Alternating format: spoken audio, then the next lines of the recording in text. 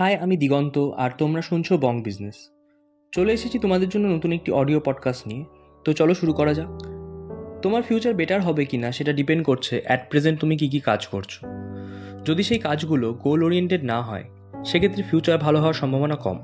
আর তাই নিজেকে পাল্টানোর সিদ্ধান্ত নিতে হবে। তোমার জীবন কখনোই বদলাবে না যদি না তুমি নিজেকে বদলাও। আর নিজেকে বদলানোর জন্য একটা গোল থাকা প্রয়োজন, এবং সেই গোলটি অ্যাচিভ করার জন্য দরকার একটি প্ল্যান। ভবিষ্যতে তুমি কেমন মানুষ হতে চাও, কাদের সাথে মিশতে চাও, কী খেতে চাও, কোথায় ঘুরতে চাও, কেমন দেখতে হবে সেই নতুন লাইফটা, এইসব প্রশ্ন নিজেকে করতে হবে এবং সেই নতুন লাইফটাকে কল্পনা করতে হবে। এর ফলে তুমি নিজেকে আরও বেশি মোটিভেটেড থাকবে নিজের কাজ নিয়ে।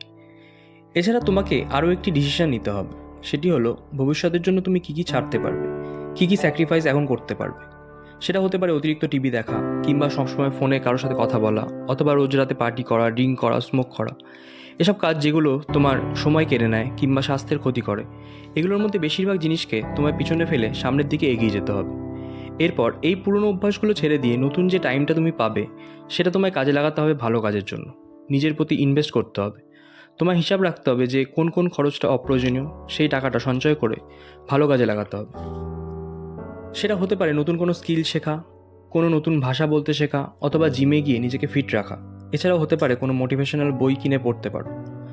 এই সব কিছুই তোমার সেলফ ইমপ্রুভমেন্টে সাহায্য করবে। তো আজকের মতো এখানে শেষ করছি। দেখা হবে নেক্সট অডিওতে।